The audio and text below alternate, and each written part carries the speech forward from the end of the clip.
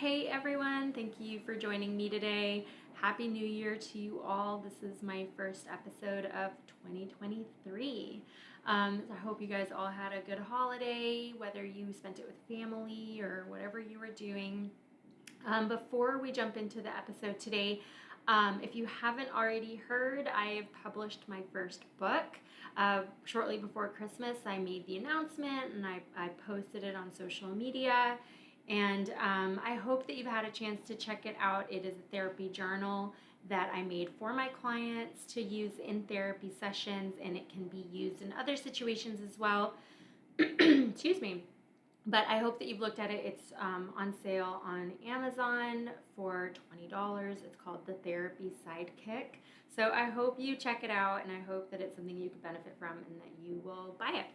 So, all right, let's jump in. So, 2023, new year, right? So last year, I did an episode about New Year's resolutions and my perspective on those. It's a little different, I think, from some other people's perspectives on New Year's resolutions. But this year, I kind of wanted to do a little different. So, when you think of a resolution or kind of goals for the year, it's usually about the goal is to get better, right? Is to do something to improve your life, to somehow be a better person, or to increase a positivity of some sort, or start a new habit, or something that you feel like you would be proud of yourself for, something that would bring something good into your life.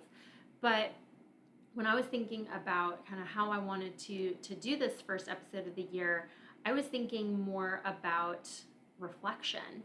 And a lot of the times when I hear people talking about the new year, the focus is about the future, which is great. I love goals. I'm a very goal oriented person. I find that goals are important for any kind of movement forward, any kind of improvement in life, and so I'm all about that.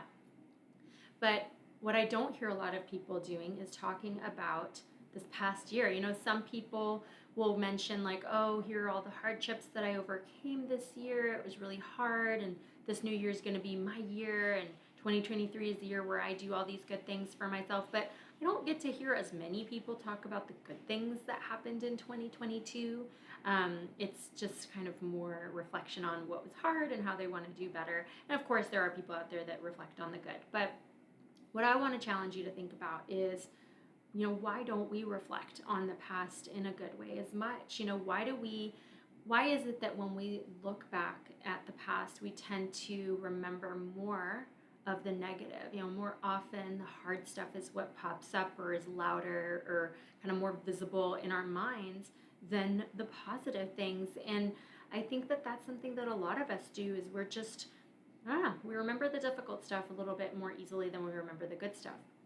And so that's kind of the focus of what I want you to think about is, what was this last year like for you, truly? Not not in the hard things. I'm sure you could make me a really long list of things that were difficult about this last year, and things that you overcame, things that you had to really work through. But if I gave you, the same instruction, but about, making me a list of the good things that happened this past year, I wonder how long that list would be. I wonder if you would have just as easy of a time coming up with that as you do coming up with difficulties. And that might be a fun exercise for you, just to kind of test your perspective. If you sat down and made 2 of those lists, what would you come up with? Would you have as many good things on that list? Would you come up with the good things as quickly?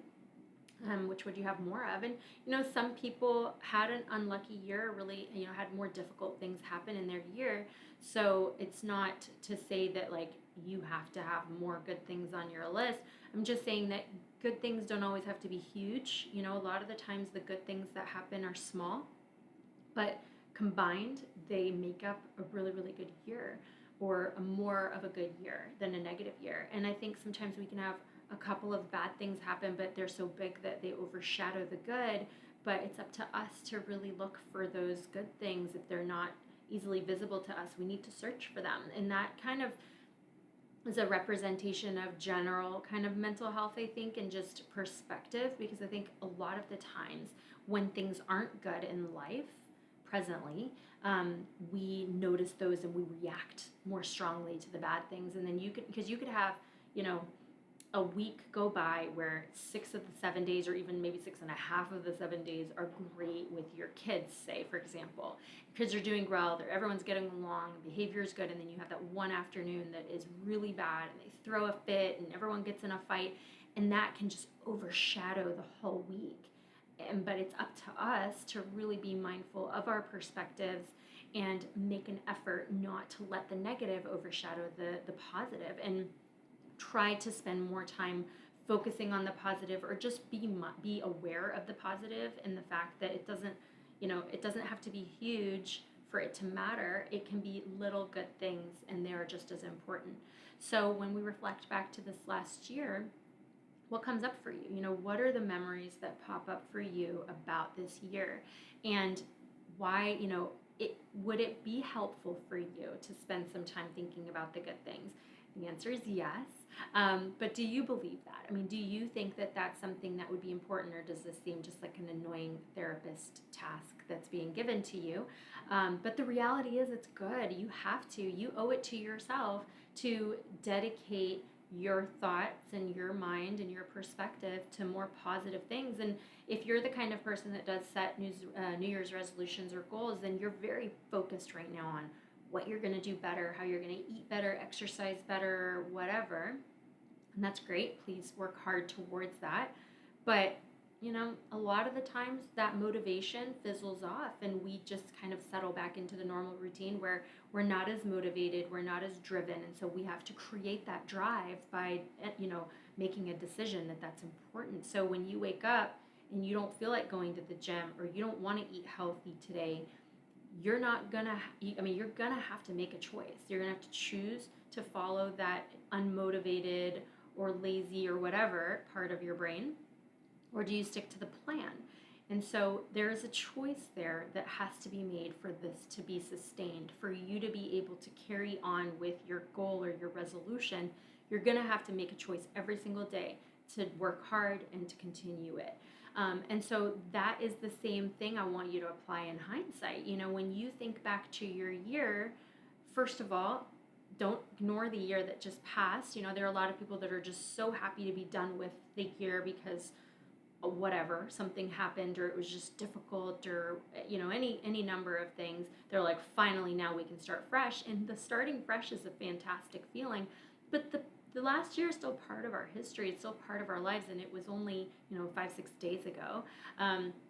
So you owe it to yourself to incorporate that year into your current life, where you carry lessons from that, and you try to really learn from the things that you did well, the things that you didn't do so well, and you try to be better as a result of that. When you focus on the things you want to do better this year, don't forget how you did on that same thing last year. Did you start last year just as motivated, but then fell off, and now you're determined that that's not going to happen? Okay, great. So what went wrong last year? How do we really make sure that we learn from the lessons and make it better?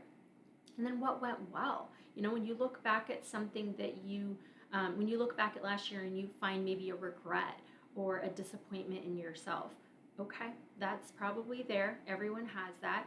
But do you give yourself the opportunity to praise yourself, or kind of congratulate yourself on the things that you did well, so that you can maybe carry that forward this year and continue to implement that? Did you do a good job with certain relationships? Great. How can you carry that forward this year? Were you a good parent? Were there things that you really feel like you grew in? You maybe excelled in your job, or you really nurtured certain relationship in your life, or you had a new pet and you did a good job raising that pet. Whatever it is, those are all things that combined make your life what it is today, whether they're positive or negative. But I want you to focus on that positive. I want you to look at the relationships that you had in your life, and look at all the things that you did well, and look at the ways that you grew as a person. Did you do a better job setting boundaries with certain family members? Okay, well, don't dismiss that, because that is a thing you did to take care of yourself. Looking back to some of the episodes I've done over this past year, we talked about boundaries. We talked about marriage and relationships. We talked about having positive people in your life and kind of pushing out people who took more and drained you and didn't contribute more. We talked about overcoming anxiety by, using coping skills. We talked about reaching out to people who struggle with mental health issues or depression, anxiety, and how to be there for them. We covered all kinds of stuff. So did you implement any of that stuff? And if you did, those are all wins for you. Those are all things that you did well that I want you to be proud of. I don't want you to just look back on last year and dismiss good things because maybe they weren't the big goals that you've set for yourself this year. If you set out last year to start a weight loss routine or diet or something, but you didn't stick with it, you'll look back at that as a disappointment or a regret. And that might be the thing that's on your goal list or resolution this year. Okay, that's good. Try harder, but look, kind of make sure that you're not just focusing on the fact that, hey, I didn't do this thing last year, that's why it's on my list this year. Okay, let's not just focus on that. Let's also look, okay, well, what did I actually do that was good? So yeah, maybe I didn't hit that mark and didn't achieve that goal, but look at how great my relationship with my spouse is, or with my kid, or with my parent, because I really focused my energy on that. Or look at how much I grew in work and how, I found a job that I liked, or I grew in the job that I have, whatever. I'm happier in my work, or I'm happier in my friendships. Those are important things to notice because that is going to affect your mindset about your life, about your family, your friendships, your self-esteem, all of that. And it will also affect your mindset about this year and the goals that you have. Goals can't just be these standalone random things that you set for yourself. They have to fit in your life. They have to make sense. They have to be realistic. So if you don't know where you've come from, then how do you know where you're going to go? If you don't pay attention to the good things that you've achieved in the past, then how will you know what lessons helped you get there that might help you in this goal that you have for yourself for this year? The way that you may have achieved improving a relationship in 2022 might be really important to remember, because those strategies that helped you there might be really beneficial to this goal that you're setting right now for yourself. So for example, if you were the kind of person last year that managed, whether intentionally or unintentionally, to become more organized in your home life or in work, or you started keeping a planner or using Google Calendar or whatever, and you became organized, well, that is something that's probably improved your life quite a bit. But then if you're that person, but you're like, yeah, but you know what, I still didn't lose any weight, I didn't go to the gym like I wanted to. Okay, so those are kind of two different things, but the strategy that you use to get more organized, to be more structured in your routine, to have a better schedule, we can take that and apply it to the goal that you have this year to lose weight or go to the gym, because it's just a different way to structure your life. Whatever you use, the Google reminders or the Google Calendar stuff or the planner that you use, okay, how do we take that and maybe now use it to create a workout routine or an eating plan or something? So yeah, they're two separate things, but the strategy can be applied. You can implement tools that you benefited from or that succeeded in one aspect of your life. You can apply those to another aspect of your life to find, success or growth in a positive way. So I want you to think about anything that you did this last year, whether it's big or small, that to you in hindsight was a win. Something that you felt like you did well, something that you achieved, whether it was a little thing that was personal or a big thing that was, relationship or work related or whatever. And then ask yourself, well, how did I get there? Who helped me? Is it something I did by myself? Did I have a mentor? Did I have a support system? Did I put certain strategies in place? If you overcame panic attacks and you started leaving the house more because you had these tools, well, how do we take that and apply that same determination and that same motivation to whatever goal that you have set for yourself this year?